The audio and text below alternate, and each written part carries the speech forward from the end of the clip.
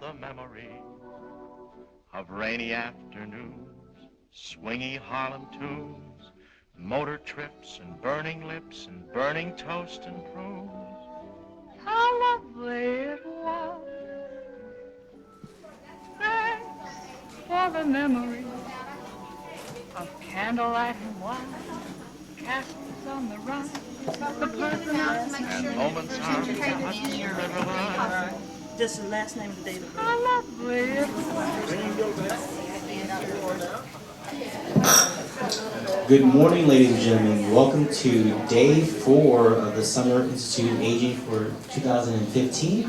My name is Joe Zapata. I'm with the South Texas GEC and the SWAC Seed GEC, and to welcome you to this wonderful day. We're going to have a great amount of speakers today pertaining to ethics and general gerontology and geriatrics. And let me go through some paperwork for you guys real quick. The first thing is the DVD CD order form that my co-worker right there, Mark Johnson, is doing. He's going to be taking videos and pictures throughout the day. And if you want a copy of the slides and so forth, go ahead and order that form, fill out the order form and give it to us at the very end. And at the back table, we have Barbara Giles and our great volunteer, Marie Grendel, taking care of things. Calm down, Marie. Let's see what else we got here. We got the non-VA registration request. How many people here are not employed by the VA?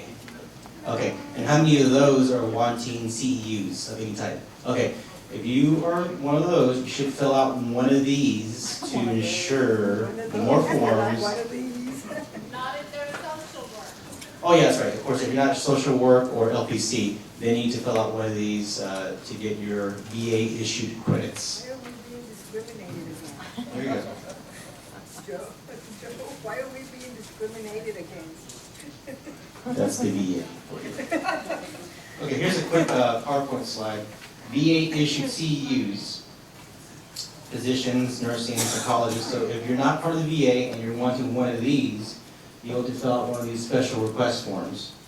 And these are the CEUs that I will be providing, social work, ethics, LPC, and a certificate of attendance for all these listed below.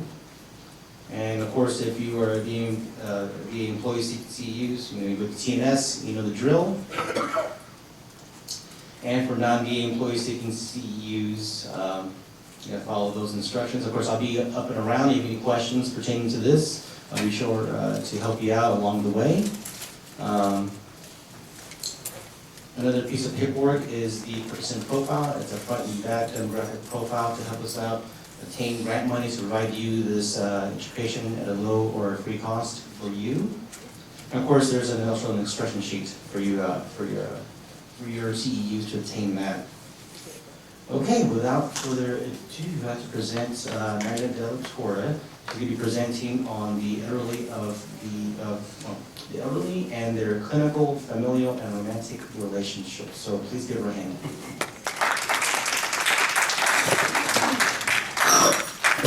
Good morning, thanks Lisa. I want to welcome all of you, as well as all of you on detail right now. I think I want to start off just a little bit. You know, I'm a dental hygienist by trade. My graduate degrees, my graduate work is in public health. So you think, well, why am I talking about elderly and why am I talking about relationships and, you know, why this topic? Well, I find working with elderly extremely exciting and important, and I took care of my parents for 20 years. And I think that that gives me a little bit of expertise to some of these topics. Also, I think just life in general. And having experiences with my parents. So some of the examples I give you will be actual examples that I've had. I was a caregiver, like I said, for many years. And so I want to talk to you first about the relationships with providers, with physicians, social workers, nurses, you know, everybody, counselors, everybody that works with an elderly person, and how that relationship should develop and prosper and hopefully be a long-lasting one. Then I also want to talk to you about family relationships and what happens when one family member and the other do not see eye to eye.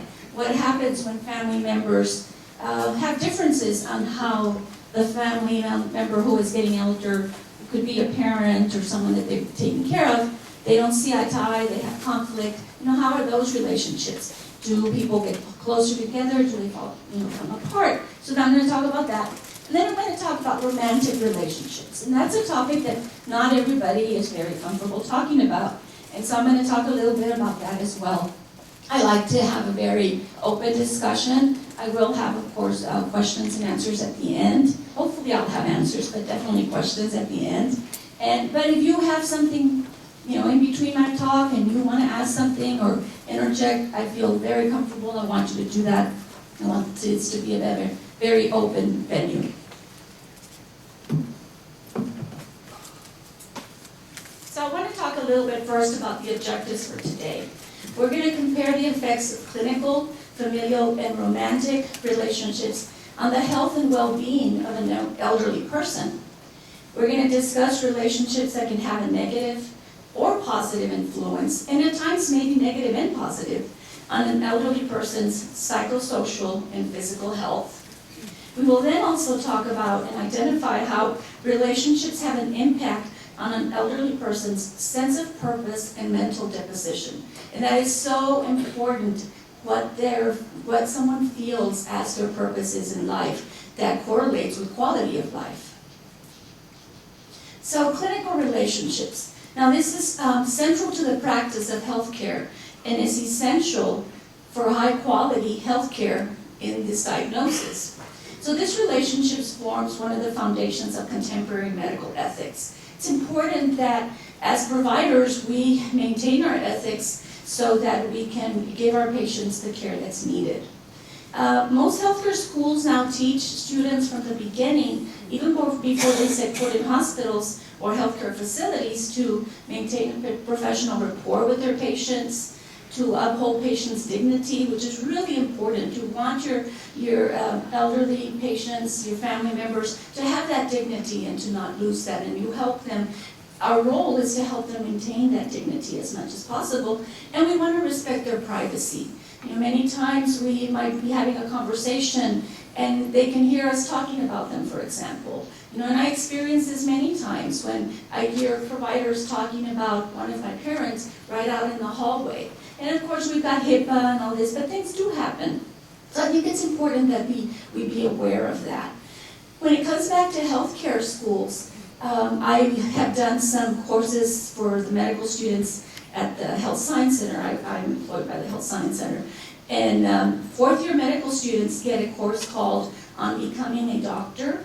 And what happens is it's their last term, and it's bringing them back to now what are you going to face? They've done all of the clinical training, and now we want to bring them back to how are you going to interact in a compassionate fashion and in a relationship with your patients. So it's a course that brings them back to clinical's done, let's get down to how are you going to interact with your patients.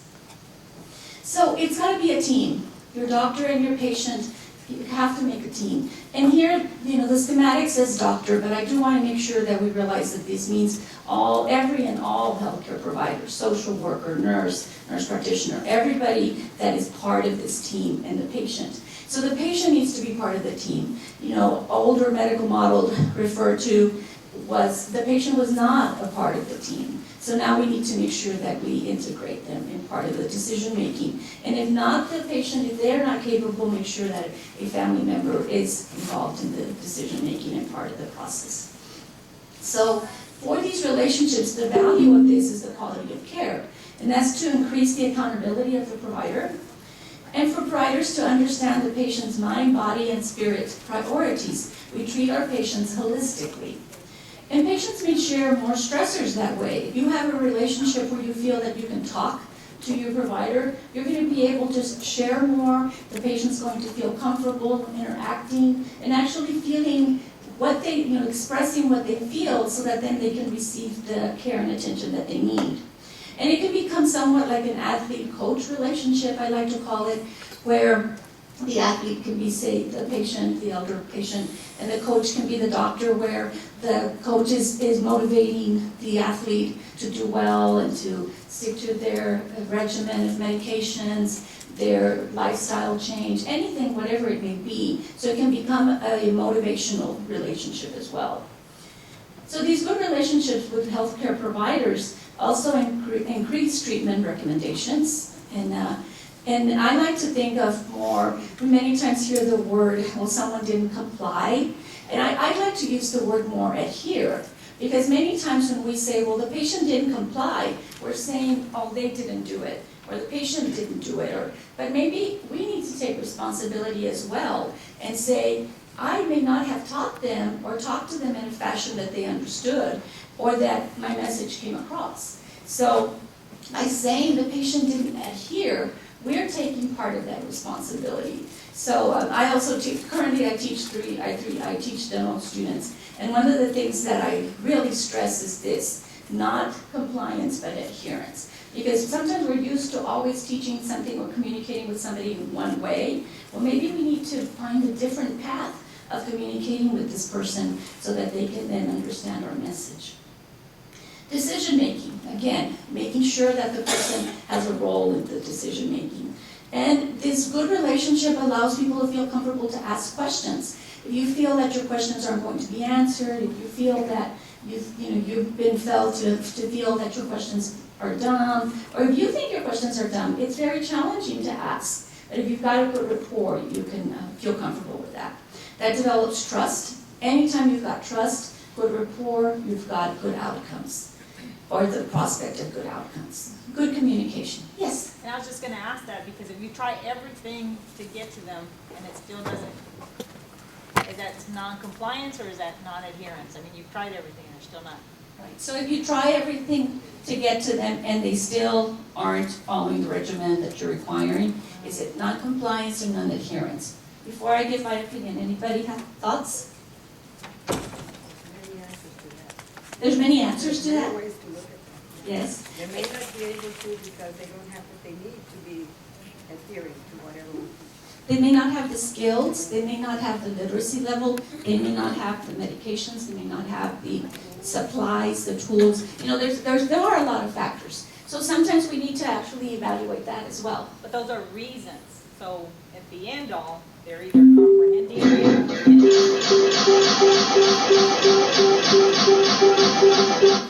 whoops. Are you out there?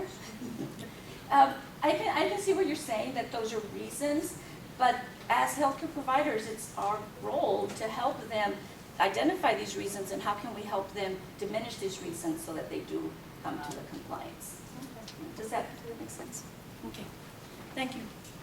And then of course, good communication, like I said. So we talk about bedside manner. So we've got good bedside manner and what we refer to as bad bedside manner. So good one reassures and comforts the patient in an honest way with diagnosis in particular.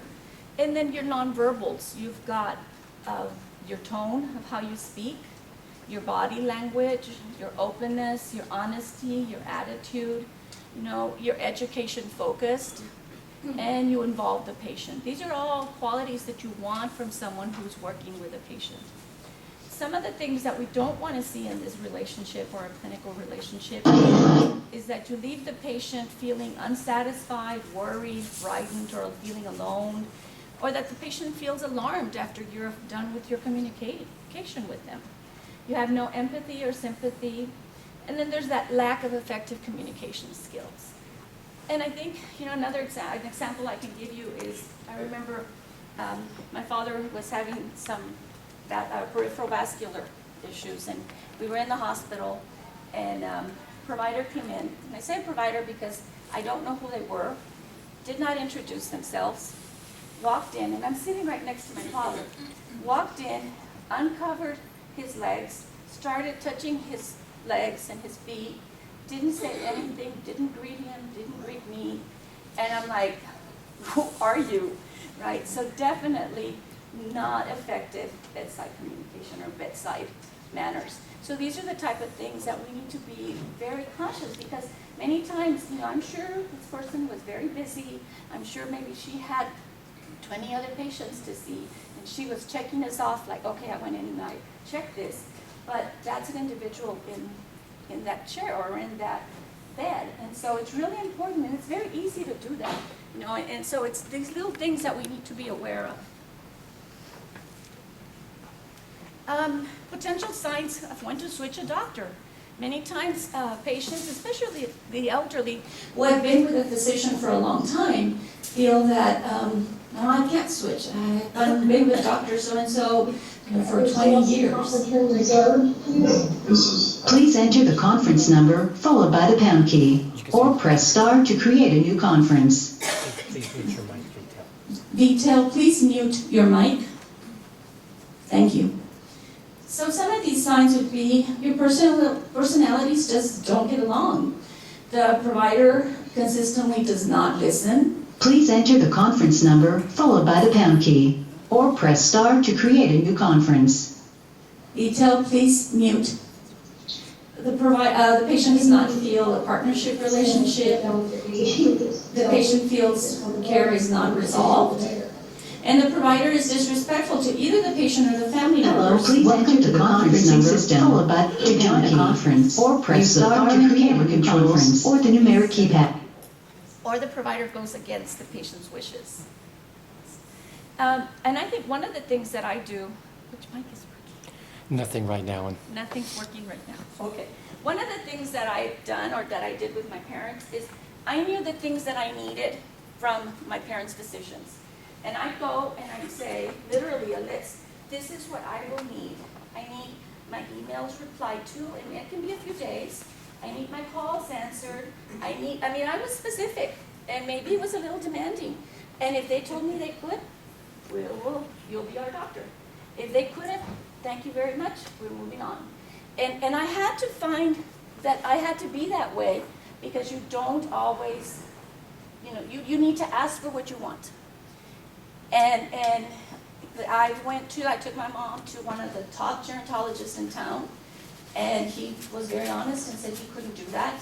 He didn't think he could provide any response to messages or anything. And I said, okay, well, thank you very much. Nice to meet you. And we moved on. So I think we need to be cognizant of that and be aware, not afraid to switch physicians or switch providers or switch wherever you're going if that's what's best for your patient or for your family member. It's not easy, but it can be done. So I'm going to switch more to familial relationships now. And this is the impact of family and social relationships, how that plays an important role in an elderly person's health and psychosocial well-being. And that's the feeling that someone cares for you. You're feeling that family support, that self-acceptance. It's positive and negative sometimes. That's all dynamics in families can be. And it's shared experiences. Families have memories, and this is really important in an elderly person's life. So, quality relationships can equal best decision-making. Mutual affection and respect better prepares us for changes in life. Lifelong conflicts and unresolved issues between adult children and their parents, these unresolved issues from childhood may continue conflicts in later life or may be exacerbated. Factors influencing relationships can span across generations, unfortunately, or fortunately, if it was good relationships. And this intergenerational strength, if you have that strength throughout your generations of your family, that will create supportiveness and strength.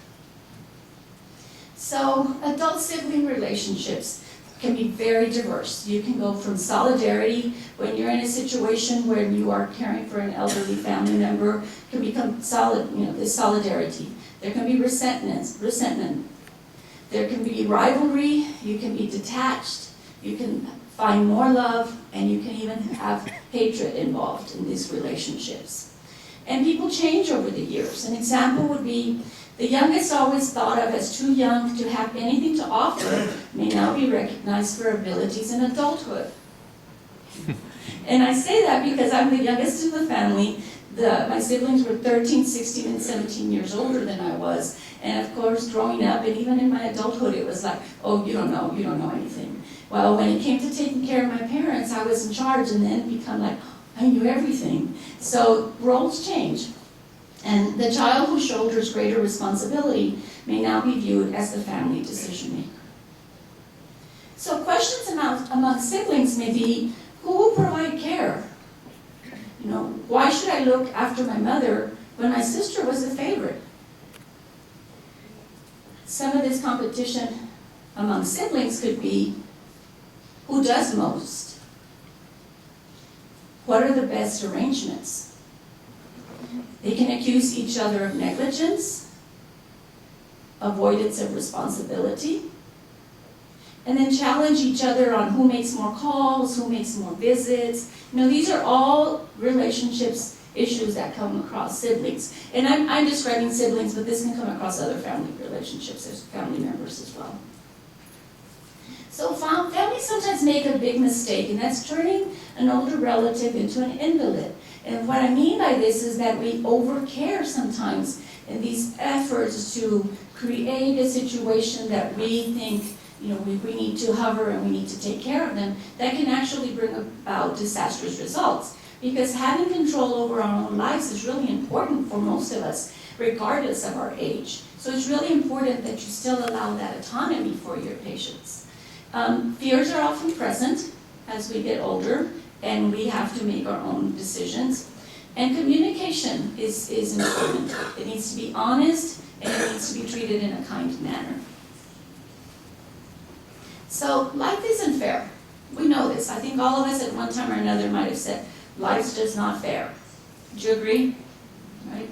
So we don't get to select our family, but we do get to create our family. And what I mean by that is, you don't select your family because it's who blood joins you, but we create our family by those we choose to surround ourselves with.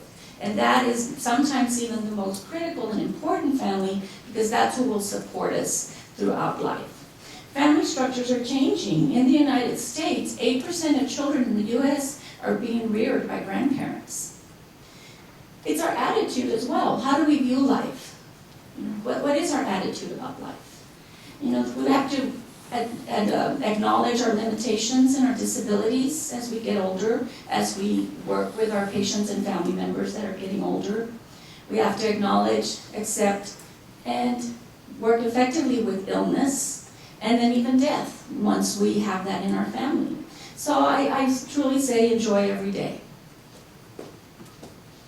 Another relationships and later in life is that love and relationship is key to healthy aging and happiness. So linking social connections and longevity has been proven and has been studied. So maintaining an active social life is ongoing, nurturing, growth, developing. But it takes effort, it takes planning, and it takes commitment. It's not something that just happens. You have to be conscientious that you want to create this environment around your life. Make sure that there's hobbies, travel, and interject some fun, anything that can be enjoyable. And I can't leave out familiar relationships, pet therapy. There's no expectations from your pet. It's this unconditional love, and there's no real miscommunication when you think about it, because animals know how you feel when you pet them and hug them and talk to them in a sweet voice. Hospital and nursing homes are using pets. Cats are many times in nursing homes. They also have fish, but cats are now in a lot of nursing homes and facilities. And there's actually some areas or some facilities that will let you borrow a cat and take them home for the day so that it can spend time with an elderly family member. So pet therapy is really important. And this is my pet. He's had to be included. His name is Muñeco. And when my mom passed away, he was actually at her, he's super hyper to start with. He does not stop. But she was in hospice for 4 months in my house. And he laid at her bedside, at her feet. And he's, like I said, extremely active. And everybody was like, he's just laying there. I said, yeah, he's keeping her company. And probably a few hours before she passed away, he went under the hospital bed and just laid there. And so he knew. And then after that, it was a very difficult time for me. And he could not see me cry. Whenever I cried, he'd come and he'd be right on me and he'd lick my face. And so he did not want to see me suffering. So I truly believe in pet therapy because I actually experienced it.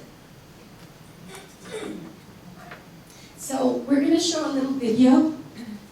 And while we get that rolling, while we get that rolling, I do want to tell you a little bit about the video. It just basically tells you, it's a story about keeping relationships alive, keeping relationships regardless of our age, and making sure that we make the effort and reach out to those because we can make a difference.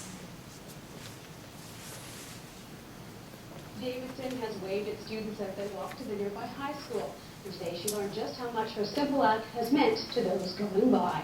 Kendall Hansen has the story. If you walk by Tinny Davidson's home, there's a good chance you may see her gregarious smile and enthusiastic wave. It's something students walking to and from Highland Secondary have noticed, and the wave has become part of their daily routine. I just liked the look of the children. And they all looked in, and I thought, well, if they're looking in, I'll wave to them.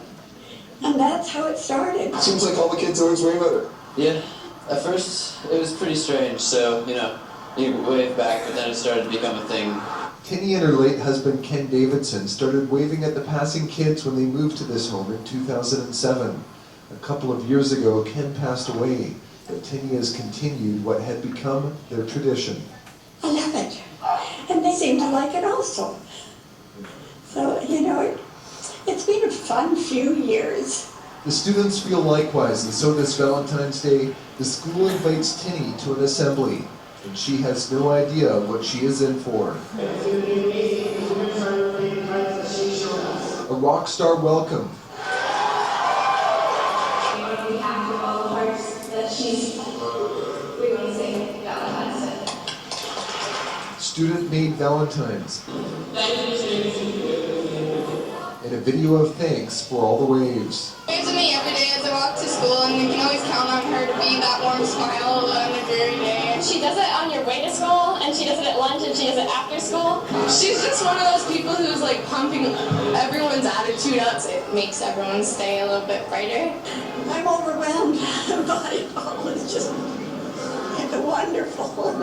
A reminder that seemingly small gestures can make a big impact. On behalf of all the hearts you've warmed, Tinny Davidson, happy Valentine's Day.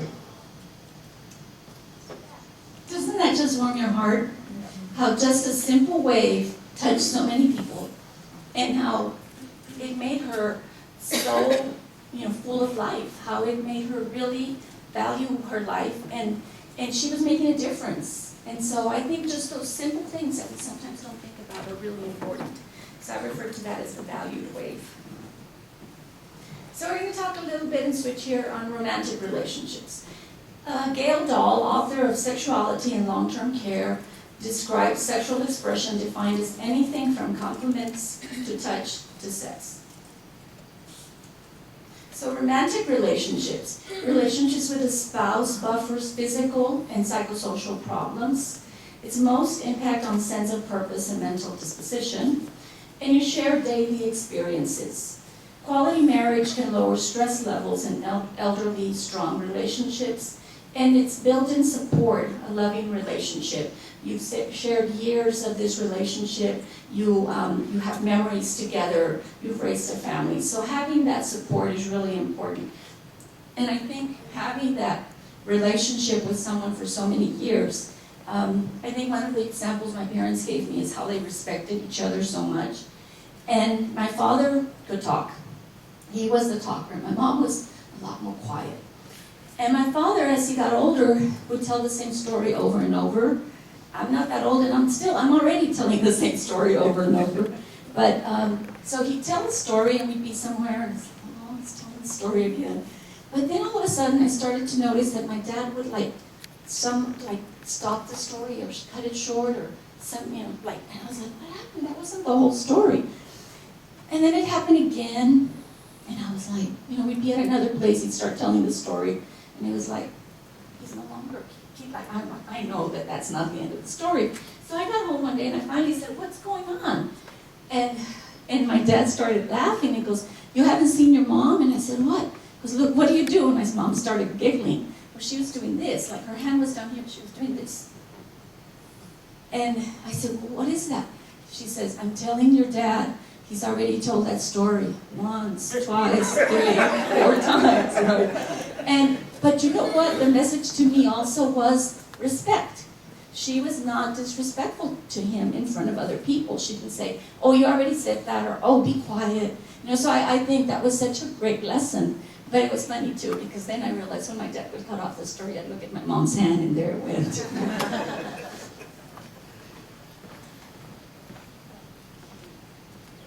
So, where there is a willing partner, a new relationship should be encouraged and accepted if that is what's desired.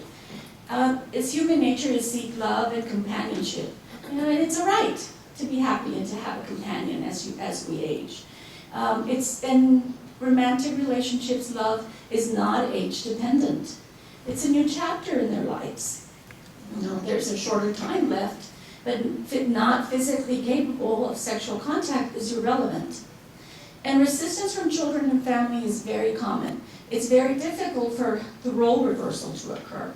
You know, it's that uncomfortable twist, the reversal of, you know, your parents used to tell you all these things about what to do or not to do in particular, and now you're feeling that you're taking that role. And facilities are eager to avoid liability. Actually, just in the AARP's bulletin of this month, June 2015, they had a story on there entitled Sex in the Nursing Home. And if you get that bulletin, you can look the whole story up. But they're actually developing guidelines that can preserve the residents' right to pursue sexual pleasure in privacy. And they're protecting themselves from unsafe, unwanted, or abusive situations as well. And right now, a quarter of the facilities have policies on intimacy. And so there's a lot more detail on this article that you can look up. Yes? Do they touch on protecting them like from STDs? It doesn't as much on this, but others do. Yes, exactly. But it does touch on that. And it also touches on what I refer to as many shades of gray, G-R-A-Y. And it talks about, you know, dementia. How do you know, this cognitive impairment and this disability, or are they able to give consent? Yes? It is the residents' rights to have intimate relationships. Yes, it is the residents' right. Right, that's correct. But it makes the third bullet or thing that I have on here is institutional and personal bias. It's individual taboos sometimes, and not wanting to deal with this situation and ignore it instead, because it's easier to ignore it and not have to deal with it. So yes, it makes people uncomfortable, and you're in an institution, it makes it even worse. And then the whole family emotions that come along with that. You know, coupling in a nursing home seldom involves just two people. You're looking at people who work there, you're looking at healthcare providers, you're looking at family members from the other, if they share a room. You know, there's all of these other issues that come along with that. Romantic relationships.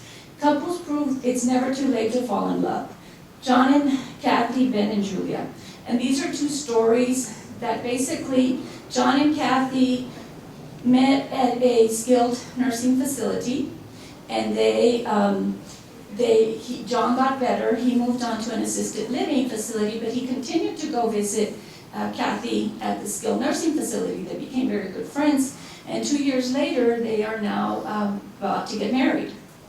And then there's Ben and Julia, and they met on a trip, a senior citizen trip, to a casino, and Ben told his friend, you know, this lady over there is really attractive, but he was so afraid to get close to her or talk to her that the retirement home where they lived, it took several months for him to finally ask her for her number, and he says, I'm really nervous because I don't know what to do, and she said, that's okay, it's two of us that don't know what to do.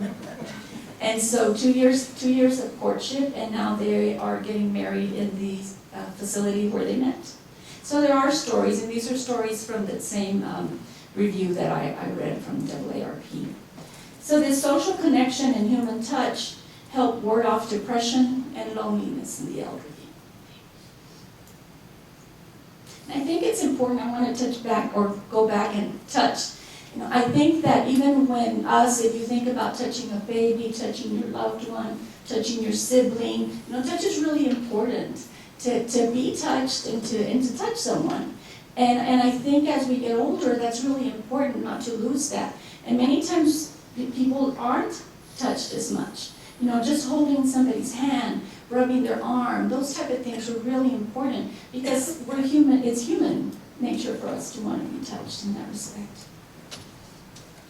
So aging is quality of years, not quantity. This was a picture I took a couple of, Monday night? It's a really pretty sky out there. Did y'all get to enjoy it? It's really pretty. Are there any questions? Thank you. Any questions, thoughts, ideas? Nobody? No questions? I've never. Okay, now this means you're not awake, right? More coffee. A round of coffee for everybody on me. I'm treating coffee now. Yes. I just wanted to comment on that. I really appreciated your sharing of this information because oftentimes when we're dealing with the elderly, we compartmentalize them and we forget that, like you identified, they're feeling people also. I know as I get older, unless I've got some significant brain damage, and then you still have certain nonverbals that we need to be able to identify with, as staff members. But, there was in the AARP, there was a story, case that was in the news about that elderly man coming to visit his wife in the nursing home, and they had sex, and the kids went ballistic. And so that was, kind of, the charges were dropped against him. But, it's again, trying to compartmentalize our emotions and how elderly people are supposed to act, and I think that it's so unfair. So thank you very much for. You're very welcome. And elaborating a little on that case, yes, that's correct. Those of you who may not be familiar, a gentleman went, and most of you probably are, but had sex or intercourse with his wife in the nursing home. They arrested him, they pressed charges. She passed away, and even after she had passed away, he still had to go through the whole trial and court, or I don't think it went to trial, but he still had to go to court, and he was acquitted. Charges were dropped. That did occur. Yes. In regards to like the consent for people with dementia, I guess with the consent for people that have dementia in such intimate relationships, what does that look like? I think, like for instance, this particular situation that we were just talking about, the wife had Alzheimer's, but legally it was still his wife. Can anybody else elaborate on that?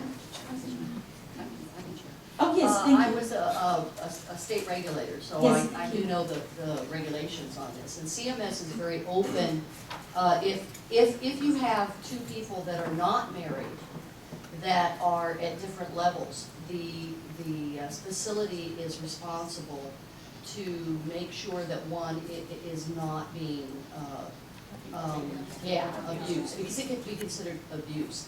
But and if they have a care plan and they've done what they need to do, there's not really an issue there.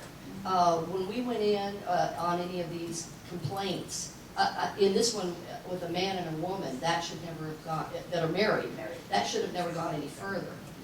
That's their right, and that's his right, and unless she had a real catastrophic reaction afterwards, and then you just deal with that with kindness and a lot of support for him and her. But we expect people to use common sense. And I don't think it's nearly as big a deal as it seems to end up being.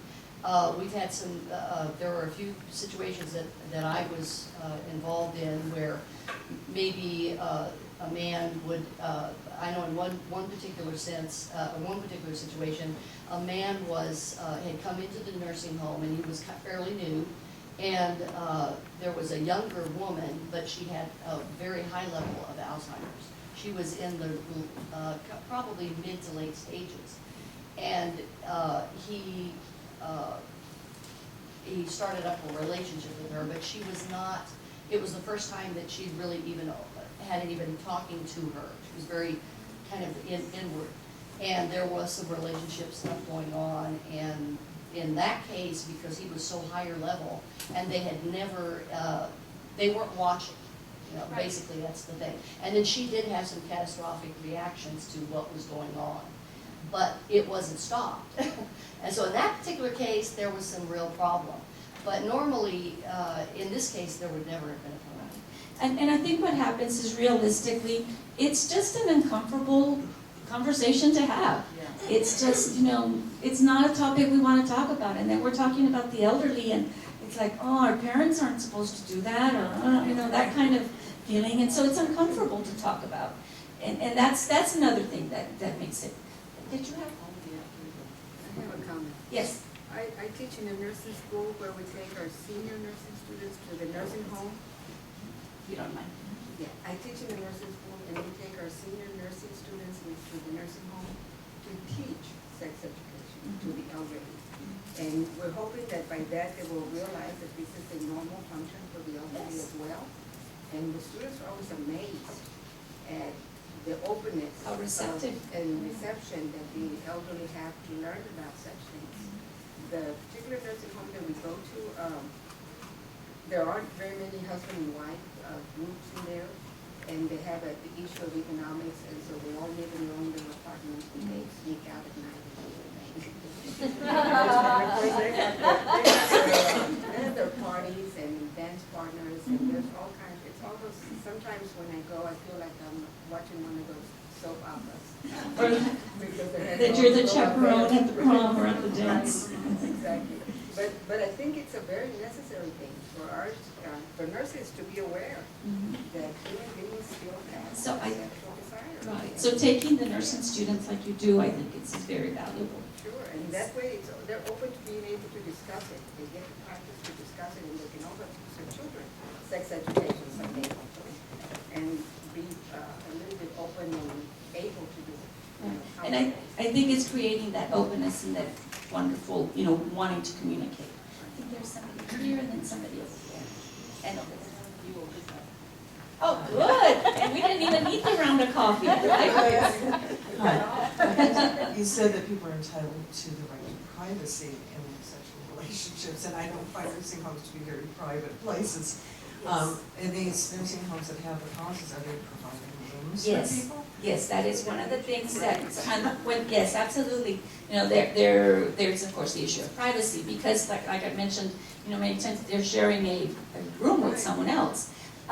Under these guidelines that are being developed, that's one of the things is finding rooms with privacy. So yes, that is included. It's in that bulletin. Yes.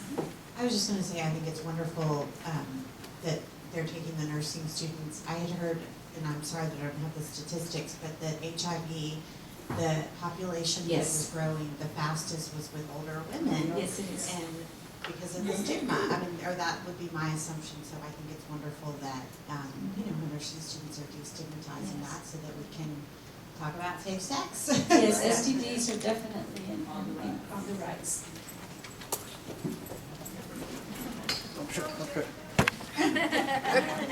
Good run. I am a staff ombudsman, which is a person that goes into nursing homes and assisted living and advocate for the residents. And I deal with this about once every month. So in regards to that, and in regards to your question about privacy, that is one of the things what we work on, is to ensure that they do have privacy. We try to help with noting that this gentleman and this lady would like to have some intimate time together, and figure out a way that they can do that. Either use an empty room, that the facility will state that when that door's closed in that room, nobody can bother them, or ensure that during that time they arrange that the roommate is out of the room for them. And also with the married couples that are in the facilities, we have to ensure that they have that time and right. So we've done it that in some facilities, what they've done is they have a little crocheted piece of cloth that they put on the door handle. So nobody bothers them when that little there, just don't bother them. And so, you know, we work towards that. We try to help with the family members to understand that mom and dad or Mr. and Mrs. Do have that right. And just like they have the right in their home to do that as a couple. I have many different experiences with this. So it's something that if you come across it, and I've also talked to students that are in facilities, I've talked to them about this fact and how it is their right. Being in a facility, they don't take away the right of them being a person. And they don't take away their right to have relationships and have experiences. The Alzheimer's, if they have, one of them has Alzheimer's, which is one of your questions. Their partner, you know, we explain to the family and to the spouse of that they are in this mode right now and they're going through their phase that, you know, they're in where they used to be when they had dating, when they were dating.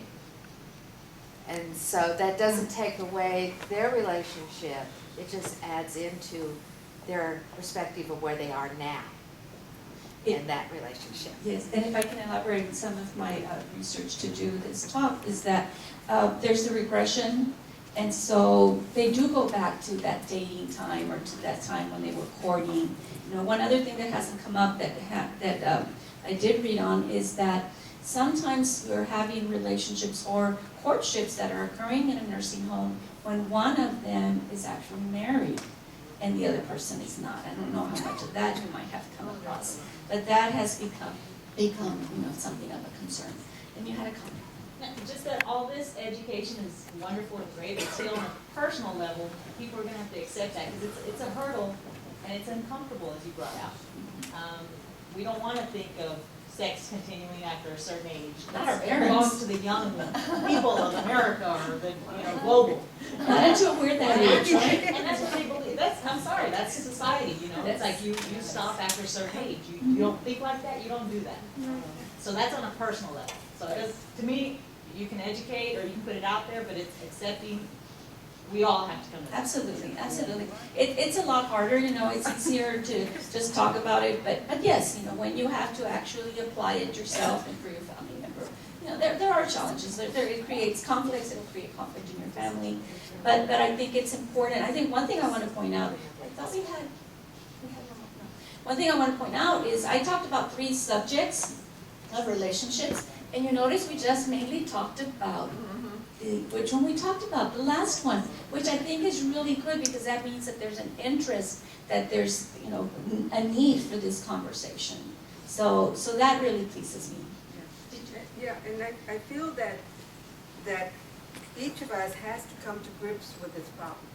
Each of us needs to come to grips with this problem because I think that by us not wanting it or not allowing it or making the other people, the elderly, feel like it's not right, you shouldn't be doing it, we're making it worse. And, you know, I know as a young nurse, I remember thinking about, you know, the little old man is just a little old, dirty little old man who's exposing himself to me or whatever, you know. Well, if we had accepted his need, we wouldn't be faced with that. Right. You know, so I think that we do need to come to grips with it and we need to accept it. And let them have their privacy and have their needs met. We can't force people. It has to be a personal Right, acceptance. yeah, it has to be a personal acceptance, but and that just takes more education. I think that as long as we continue to have this conversation, this will continue this topic going, and then we become not just more educated or have more experience or more knowledge, but can actually then be able to apply it and hopefully incorporate it into our own lives when it's time for those decisions to be made. Because these changes are not easy. They do take time. But it is a good conversation to have with siblings, for example, as your parents get older. Start talking about these things before. Even start talking about how you guys, how are we going to be when we need to get to this situation? Start talking, have these conversations early, and encourage your families to do that you work with. Yes, I just wanted to lastly say is that one of the things you identified is that our focus was on the last area, the sexual aspect, because we are all sexual beings, but those aren't the only types of relationships we have. And, sometimes a person may not have a partner in a nursing home or whatever, but they have relationships with staff, they have relationships with other people, and, a gentle touch, a kind word does, thank you, Joe, I need it. But, those types of things mean so much, inward, so it's not necessarily the physical act. But, all of those things make us who we are, and again, those feelings that we continue to have and can express as a result of just being who we are. And that's why I like the definition that a sexual interaction can be a compliment, it can be a touch, and it can be, sexual intercourse. Because, and like I mentioned, touch is so important. It's so important. And you're right, just having someone touch you. What do they say? You should get 7 hugs a day for good mental health. So everybody get your 7 hugs today. I'll get any out if you wanted to. If there isn't anything else, I definitely want to thank you for your attention, your time. Appreciate it. Thank you. Thank you so much. This crowd needs some love. Turn to your neighbor and hug your neighbor. Like in church, get up and give each other a handshake. Have a memory of candlelight and wine, castles on the Rhine, the Parthenon, and moments on the Hudson River line. how lovely it was.